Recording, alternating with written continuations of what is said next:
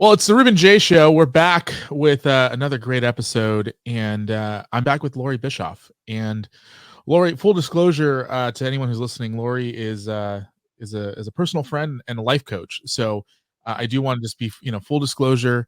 This isn't just a casual conversation between internet strangers like most of my conversations are. This is Loree knows me better than I think most people do, and we've only had dozen conversations maybe.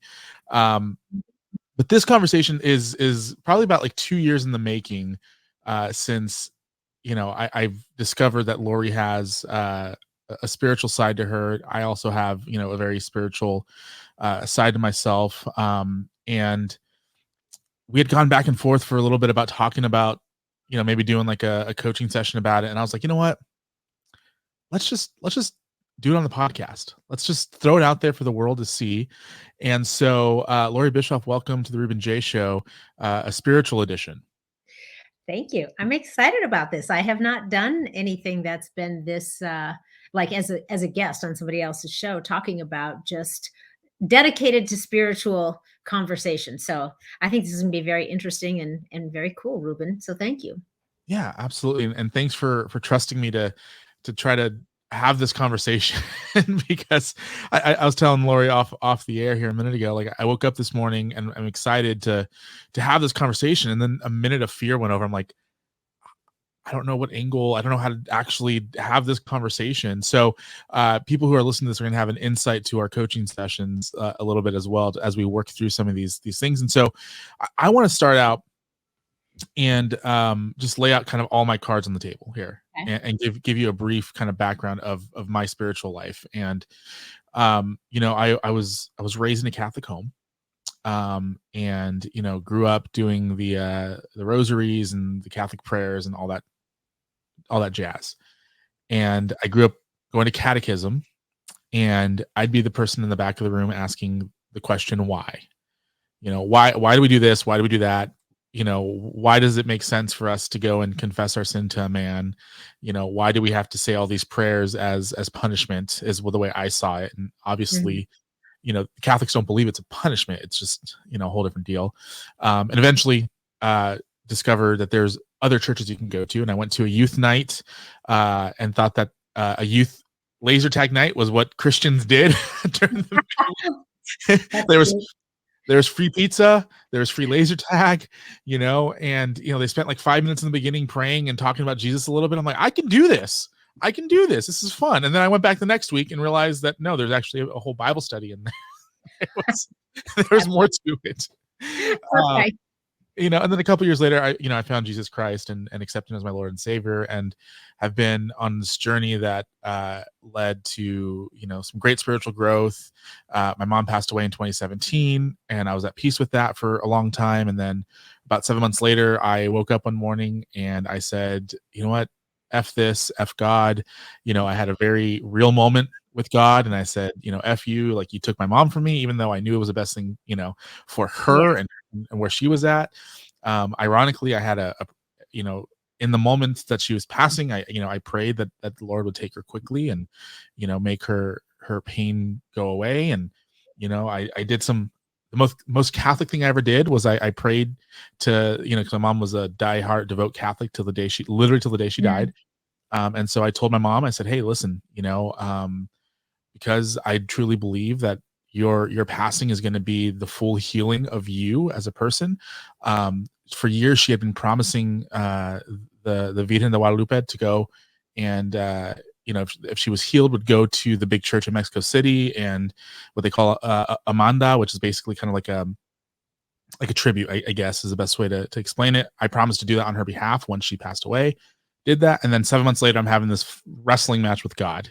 And long story short, everything's good. I'm back on track. The Lord has opened my eyes again, and I'm here. And so part of this conversation, 5 minutes into me explaining my background, is I want to get your opinion on the idea of spiritual wandering. Because I think that a lot of our life, it can be spent wandering. And so I know I spent 2017 until about March of 2022 in full spiritual wonderment and not really knowing if I wanted this relationship with God anymore because Right. of all the stuff that had happened. Um, and So can I ultimately, ask you a question, Ruben? sure, absolutely.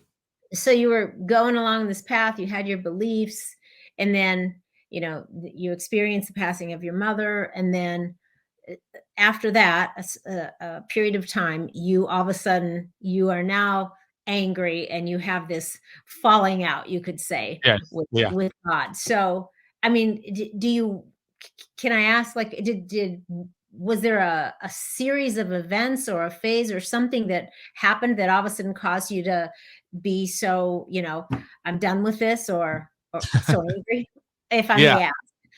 Yeah. I think what I think what happened was delayed grief.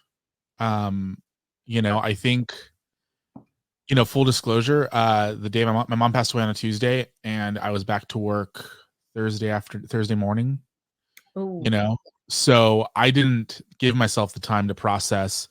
Because in the moment, and to this day, I still like those first 6 months after her passing, I was really at peace with her passing. I was really at peace with um how things played out. And so, and I've lost, brothers and aunts and uncles and people I've been close with and really good friends in the last couple of years. And I've always been really good at managing or at least suppressing grief. Maybe not managing, but maybe suppressing it.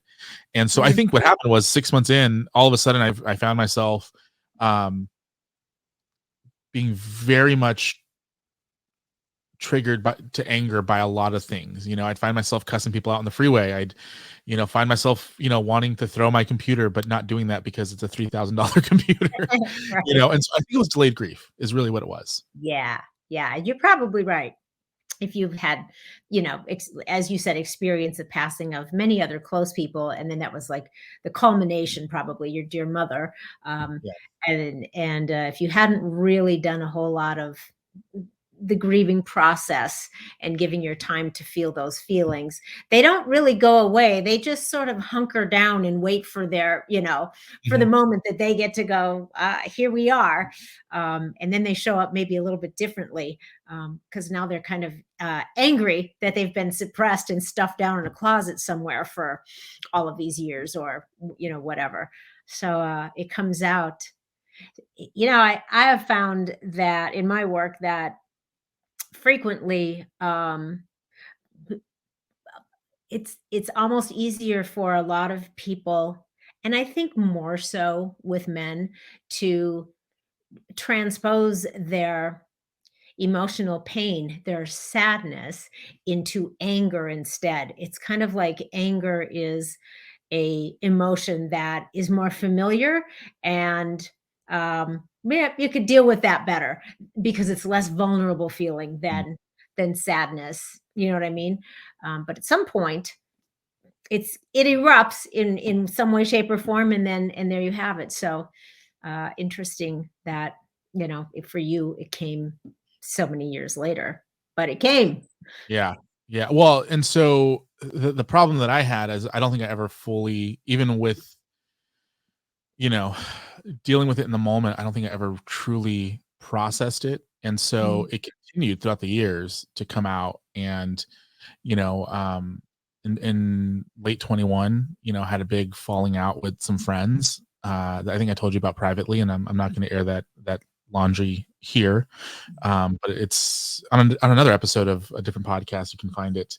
But that really, I think, triggered a lot of the healing process that ironically 6 years, 7 years later, whatever it was, 5 years. I'm not good at math, but all of a sudden that journey opened up, and I had a real big, and my girlfriend Lauren had a big part to play in this as well.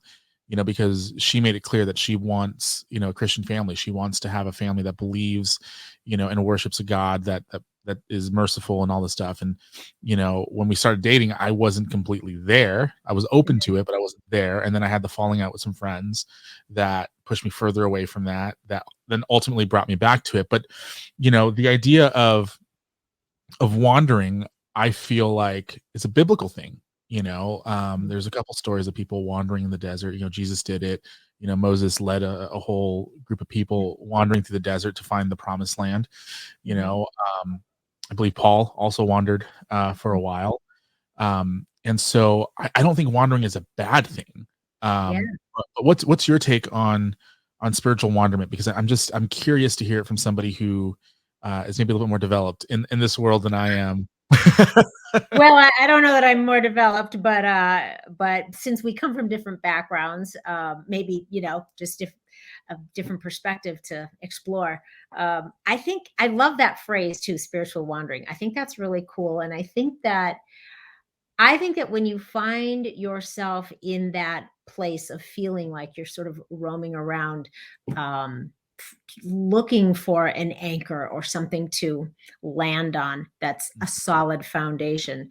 Um, the wandering to me is such a, even though it may be very uncomfortable when you find yourself or feel like you're in that process, but I think it's a really good thing because it says that you are not content with where you were and you are willing to leave behind that sense of certainty that perhaps you once had in search of a greater understanding, greater knowledge. You are willing to concede that there may be something more out there that you're unaware of that could be even better than where you were before. I mean, life is all about evolving and growing, right? So but it's difficult to do that if you never move out of the place physically, mentally, emotionally that you are in. You've got to move. So sometimes that move is going to necessitate, depending on the conditions, the situation, some wandering around. So I think that as uncomfortable as that can be, I think if a person embraces it and looks at it as this is part of my growth and this is part of my evolving as a human and my evolving in my spiritual understanding, then you can maybe be okay with the uncertainty and the discomfort because you know that you have faith that it's leading you somewhere better. Yeah, absolutely. I agree because I think, I've seen people who tend to stay in one spot spiritually, and there's never any growth or even real movement. And it's not my place to judge. I'm not judging them. Just for anybody who's listening to this, it's not a judgment. It's more of a curiosity because it's like, love my mom to death, devout Catholic, till the day she died, like I said earlier. And probably one of the more generous people I know and all that stuff, like did a good Christian life as far as being generous with her time and money during that process. But you never really saw those big leaps of faith, and and people who are constantly pushing their faith and their relationship with with their higher power, and just for sake of conversation, for me on my end, I'm going to say God is a higher power. I know there's a lot of people who come from different walks of life, but we're going to say God on my end, and obviously anyone else can interpret that however they feel. But I've seen people who are like, I'm making $200,000 a year at on my salary, and I really feel like the Lord's telling me to quit my job and go do this thing, and I'm sitting there, I'm like, dude, you're being an idiot to do that because you're going to lose all your money. You're going to have no, like, what are you going to do? And they do it, and their life is difficult at first, but then there's so many different blessings and so many different things about and that idea of movement in your faith. And obviously I think that's a lot less wandering than what I was doing, because I was just like, I'm just trying to figure out what's going on in my life and trying to eventually come to a place where I'm face to face with God and like hashing out the differences that I have. Where a lot of those people who are doing that, like, I know where I'm at with the Lord, but I feel like he's calling me to something different. And I guess the question that I'm trying to come up with here at this point is, for those who might be in a place of like, I feel like wandering might be a good thing to do. Do you have any advice or anything that they should think about, pray about, meditate on before they make that step? Because I'll tell you, it's not fun. Wandering is not fun. It's not fun just going around in circles, not knowing when you're going to get to your destination. Yeah. Yeah. So, I think, I mean, part of it depends on what is the purpose of your wandering. So, if you're wandering, you could be wandering, literally wandering, going, where do I want to? I don't feel like I belong here in this city and I need to relocate and start anew somewhere else. So maybe your wandering is literally almost like, a little bit more related to logistics, like where am I supposed to go? What am I supposed to do next? Or your wandering could be more of a searching for deeper spiritual understanding. So you're wandering around looking for clarity and understanding on things. So in that case, you don't really need to give up your day job uh, to achieve that. So it kind of depends on your circumstances and what your wandering is related to. But certainly, I think that if a person is really searching, then you would be open to exploring other ways of experiencing your relationship with God or with source or with the universe. um, and so you kind of you really, I think you really do yourself a great service if you look into some other things. Maybe you want to read, about Stoicism, or maybe you want to read about divine science and New Thought spirituality, or maybe you want to read more about just, any other religion, and just see if there's something else that resonates with you, that gives you a better grasp on what this all means to you. The flip side of that is it doesn't give you what you're looking for, but what it does do is make you feel more comfortable and have more faith in the foundation that you've already built with your spirituality. So you really don't have anything to lose by exploring. And I think I look at it like this, um, God, our source, um, the creator, is unlimited. Mhm. There's no limitations there. And it's very difficult for even many of us to define it, which is good, because once you start defining it, you almost limit it, right? So because we are, um, as humans, trying to relate to something that we really can't define because it's unlimited and it's sort of like the allness of everything, um, you would be it's great when you are open to anything is possible. And maybe there's more understanding that's possible for me if I just open myself up and make myself be a little more unlimited to what I take in, so that I have more to sift through. Mhm. And everything that you are taking in and sifting through can't help but probably give you a little bit of a greater understanding, help you maybe find a little more direction and wander around a little bit less. Does that make sense? Yeah, absolutely. And I think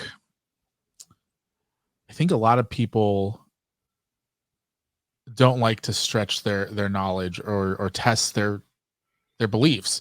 Mhm. They are I was born a Christian, and I don't really want to find out about all these other different Mm, religions and yeah. spiritual lifestyles and stuff, because it goes against what I believe. And I'm like, no, no. I believe that if just like a science experiment, you have to Mhm, test the theory that you have in order to solidify it a little bit more. And I truly believe that if you're not actively testing yourself and like just allowing yourself to hear what other people believe, mhm. your faith really isn't faith. It's this idea of blind faith, I think. I believe.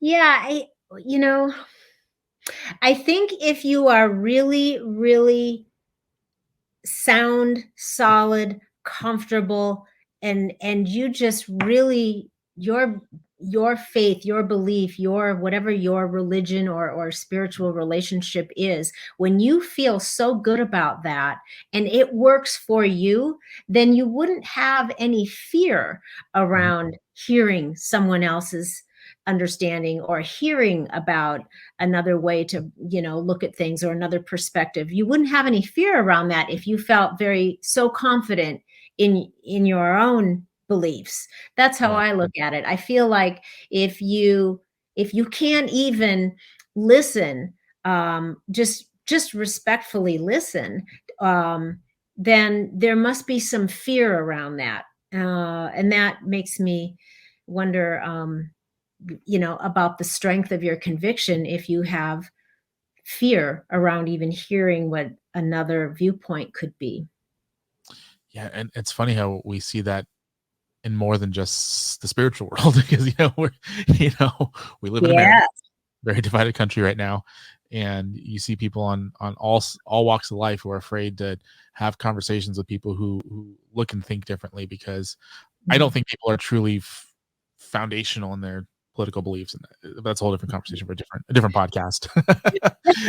Yeah, Um, it is related because it's very emotional, and the country has been manipulated and whipped into a very emotional state, yeah, and that happens. It's emotion will always trump logic and reason, so you can't. It makes it very difficult to have a level, logical, reasonable, and respectful conversation with somebody who is only dealing with emotion and less ability to just, reason things out. yeah.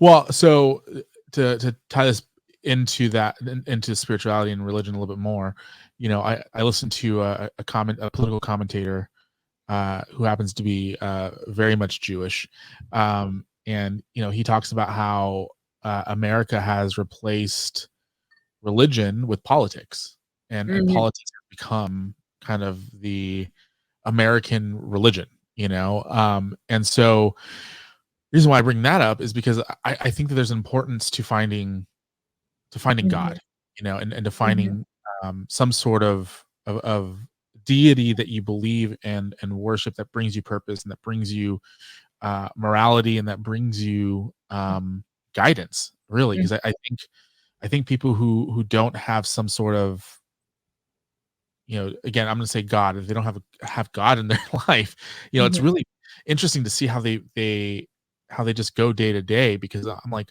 how are you able to navigate this world without a guiding light?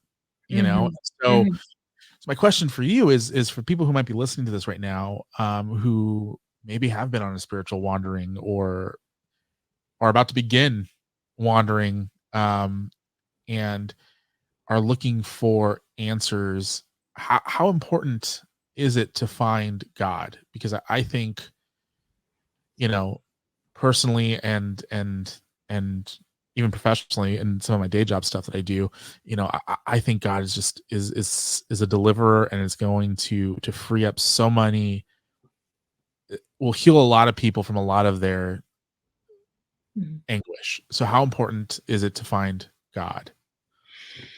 Yes, I think that it is. My opinion is that it is really a. I think it's very empowering and so therefore important to find what your version of that higher power is.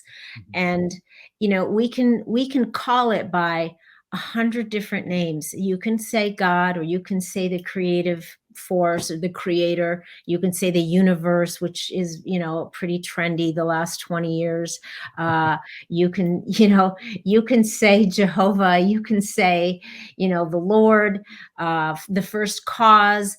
I personally like source a lot, and I like God a lot. To me, it's all the same thing. You can say energy, you can say the life force. To me, it's all the same thing. The source of all life is the source, whatever name you give it. And I think that if you are willing to consider that there is a source that all of life stems from. It is a resource that you can lean into, to help you as a guide, through the, as a north star, as a compass in your life, because life can be really, really hard. Life can be really, really messy. Life can be very complicated. I mean, everybody knows that. And so, it's easy to just be, tripping along with your bad self when everything is going great. But when when you hit the right, when you hit the speed bumps and the challenges, and things get really hard, and you can be plunged into the depths of despair, to the depths of, extreme anxiety and worry, and you are just not sure, then you don't have that foundation to lean into for strength and for direction and for, when I say strength, I mean like emotional strength, mental strength, and just, the faith that you can be okay. Just trust that, not to sound cliche, but life is working for you if you would just don't resist. Don't resist the things. Just use your heart and use your head, work your way through things, and you'll come out the other side. But I think that if you don't have that inner sense of there's something else here that's driving all of this, that there's something else here for me that I'm missing, then you wander a lot and you suffer a lot needlessly. It's here for us, I believe. God, spirit, that force, that guidance is here for us if we are willing to open the door to it and let it in. It's not like you have to go out looking for it. It's not like, it's going to decide when is the right time for you to connect with, with God.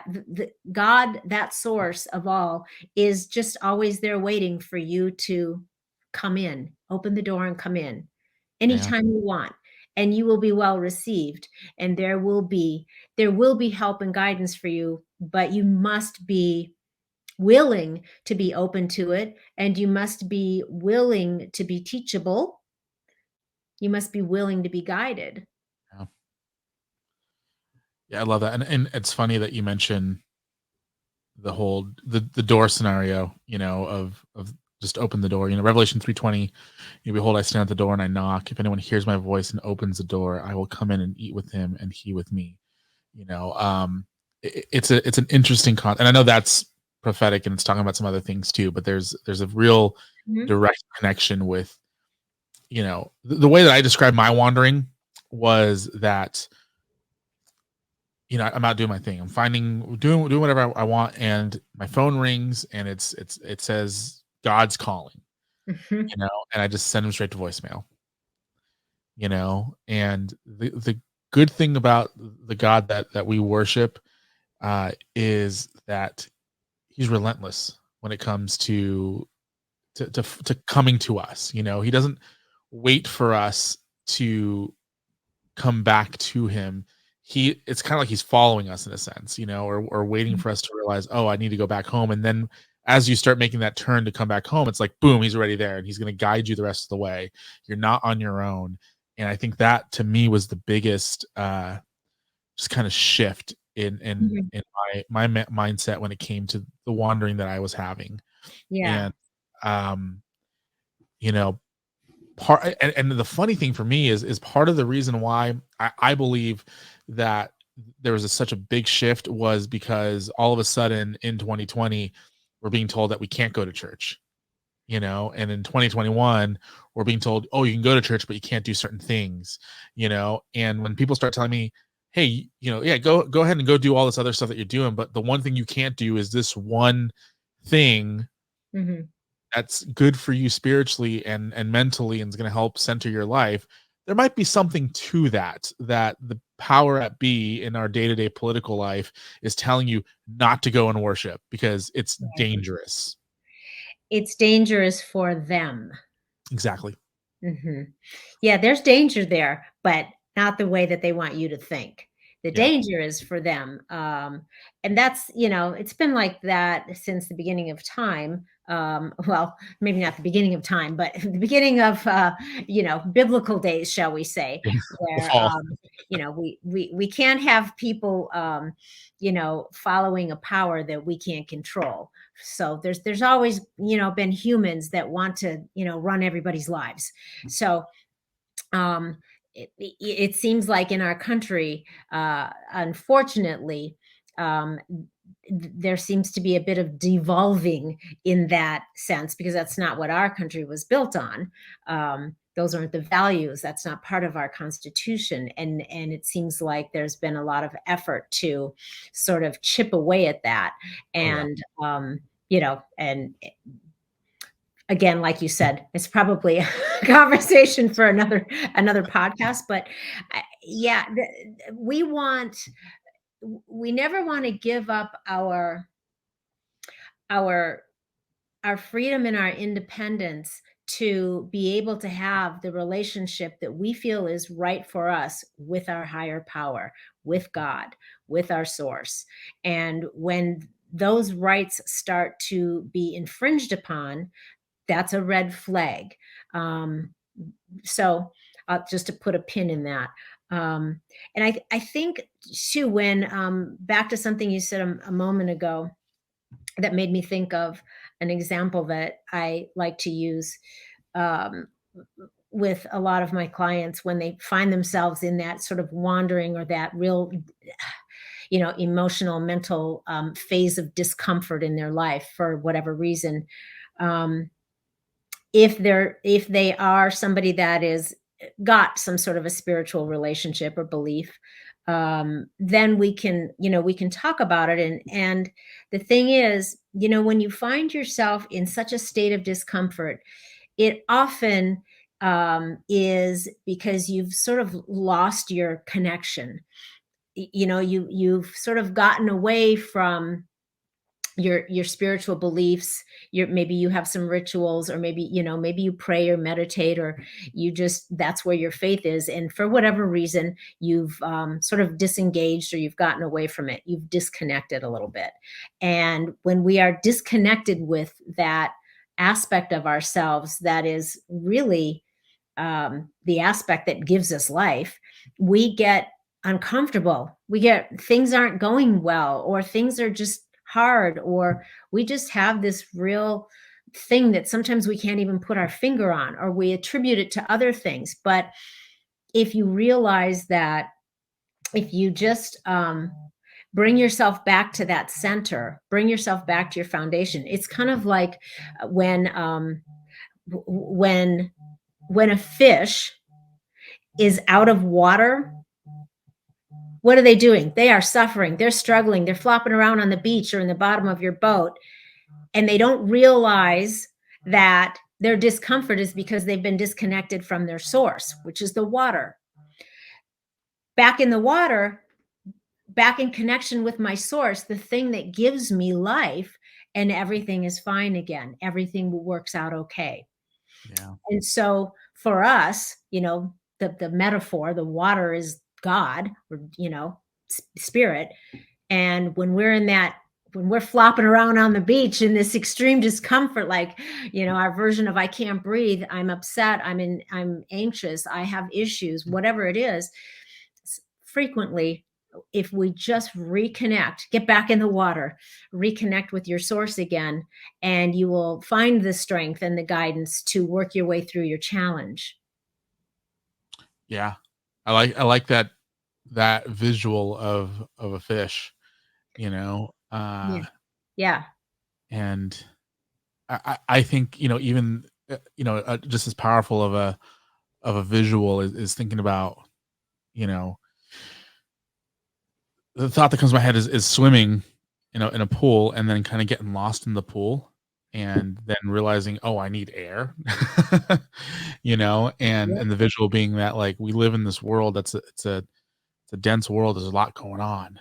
Mhm. There's a lot of heartbreak. There's a lot of trials and tribulations, and people dying, and people there's a lot of hunger in the world and a lot of things that we can get caught up with, paying our bills and doing all this other stuff. Um, and there are times where it feels like we are drowning in Mhm.